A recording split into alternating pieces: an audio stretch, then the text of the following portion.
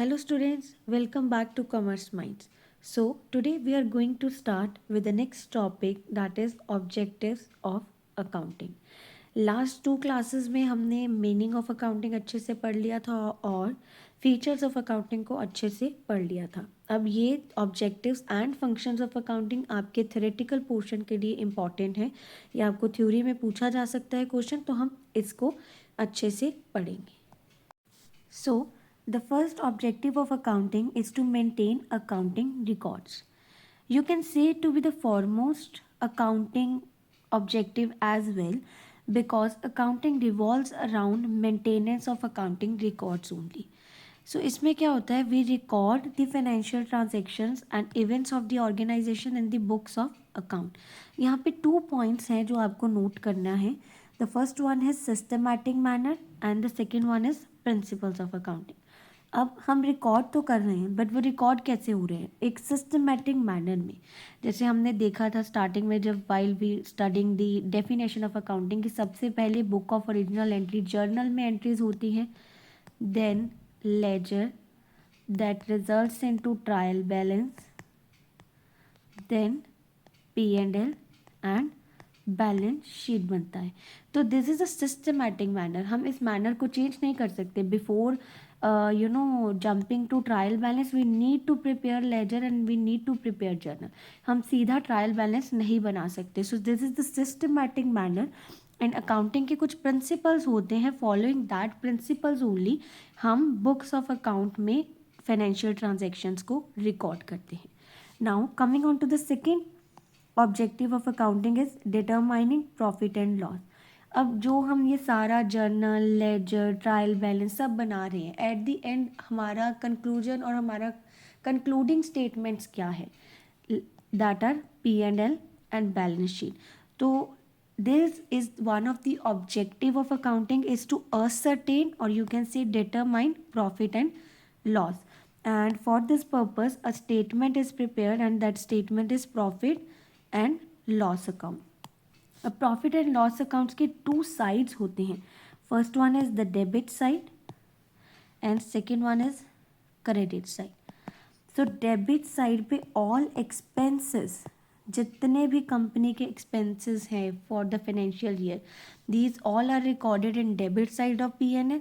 And credit side पे all incomes आती है हमारी या फिर कोई भी गेन हमें हुआ है, all these are recorded in the credit side of P&L, profit and loss account.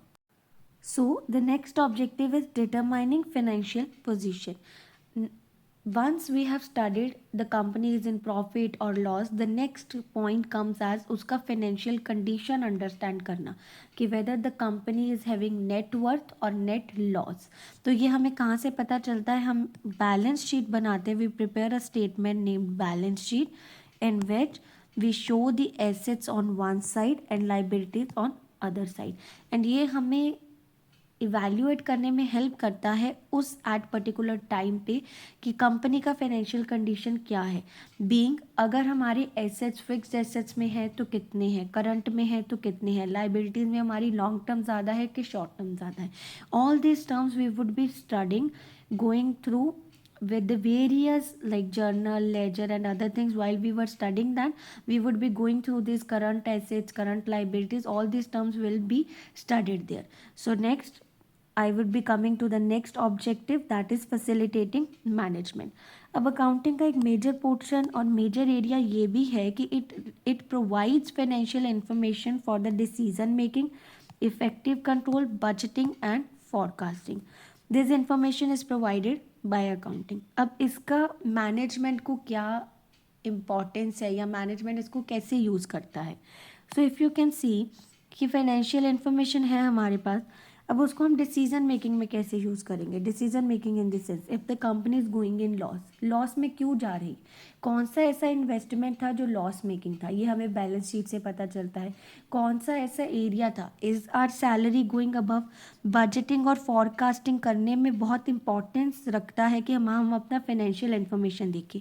Suppose our salaries are way too high और salary is also a fixed cost, we can not make it कि एक महीना दे दिया, एक महीना नहीं दिया।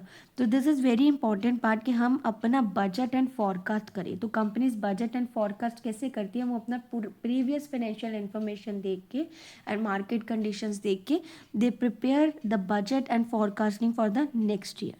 Then comes the other point, providing accounting information to users. अब हमारे users are of two types, internal users and external users. तो सबको अकाउंटिंग इन्फॉर्मेशन की ज़रूरत है, और अगर हम अकाउंटिंग करेंगे ही नहीं, हम अकाउंट्स बुक बनाएंगे ही नहीं, तो how we would be providing them the information. So it is very important to put your financial transactions in the form of accounting and then present it to the users who then analyze them according to their requirements। जैसे कोई अगर supplier है तो उसको ये देखना है कि कंपनी प्रॉफिट में है कि लॉस में है। अगर मैं इसको सप्लाई कर दूँ मटेरियल, तो would it be able to pay me back in the future? So it is very important for a supplier to understand the accounting information और understand the financial condition of the company, जो किससे पता चलती है, accounting से ही पता चलती है। So this is also one of the important objective of accounting to provide information to the user. And the last objective of accounting is protecting business assets. अब प्रोटेक्टिंग बिजनेस एसेट्स कैसे होगा, तो थोड़ा सा अगर आप समझे, तो मैंने एक पॉइंट बोला था कि बैलेंस शीट में on one side we record the liabilities and the other side we record the assets. तो वहीं से हमें ये पता चलता है कि हमारे एसेट्स कितने हैं और हमें कैसे इनको मैनेज करना है एंड कंट्रोल करके प्रोटेक्ट करना है। और ये सारा काम मैनेजमेंट का होता है, जो उनको पता चलता है फाइनेंशियल रिकॉर्ड से। So as our objectives are done, let's start with functions of accounting. तो ये क्वाइट सिमिलर है ऑब्जेक्टिव से। आपका ऑब्जेक्टिव भी ब्रश अप हो जाएगा और आपको ये भी पता चल जाएगा कि फंक्शंस ऑफ अकाउंटिंग अगर हमें एग्जाम में 2 मार्क्स में आ जाता है तो how we need to write it. So the first point is maintaining systematic accounting records. हमने इसको बहुत डिटेल में पढ़ा है। That is the primary function of accounting as well, to maintain accounting records of financial transactions and events in a systematic manner in the books of accounts. Second point comes as the preparation of financial statements. This is the foremost function of accounting, क्योंकि इसी से बाद में चल के हमें assets, liabilities, profit, loss पता चलेगा। तो financial statements are prepared at the end of accounting period. 2 statements are prepared, and what are those 2 statements? First one is profit and loss account, and the second one is balance sheet. This helps us to understand the profit or loss of the company, and this helps us to understand the financial condition. Next function comes as meeting legal requirements. तो हमारा कुछ legal requirements होता है। अब functions of accounting very important है कि हम accounting को सिस्टमैटिक वे में प्रिंसिपल्स को फॉलो करके बनाएं, क्योंकि we need to meet the legal requirements as well.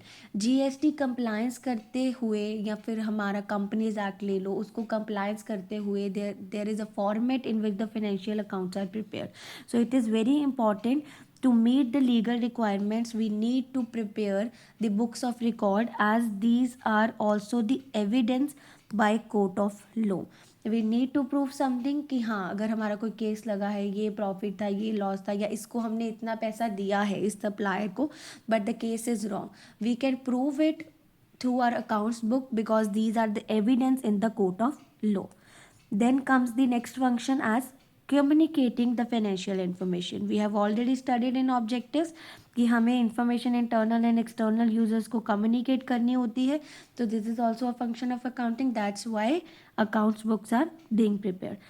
Then assistance to management. So management requires financial information which helps them make decisions, and from where they take this financial information, their first or the primary sources accounting records only.